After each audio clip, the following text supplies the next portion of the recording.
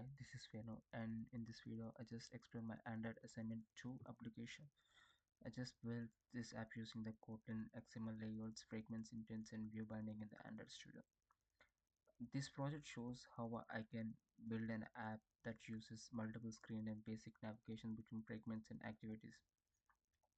When I launch the app, the main activity is the displayed first. Inside the main activity, I use the fragment container to load the first fragment by default.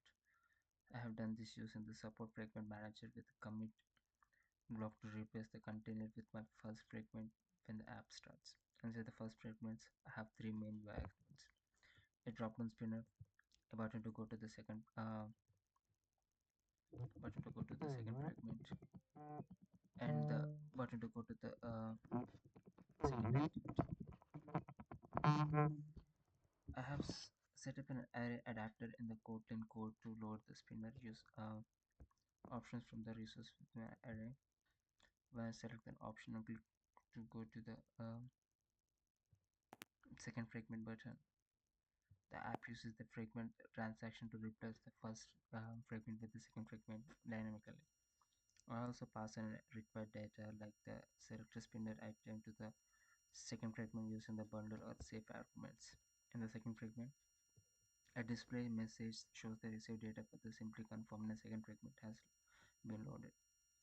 This demonstrates fragment replacement and how we can pass data between the fragments. Back in the first fragment, there is also button says to go to the second second activity.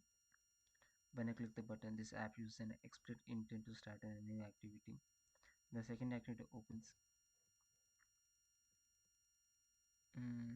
opens a display the text. This is the second activity. This shows that how I know how to switch the between activities using intents. Inside my app, I have used view binding in all activities and fragments view.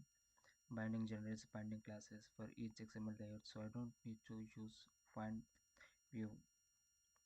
This makes my code safer and less error prone because the binding classes give me direct access to my layouts views with the type safety. In the main activity, initialize my activity binding and use binding.root with the set convent view to connect my XML layout.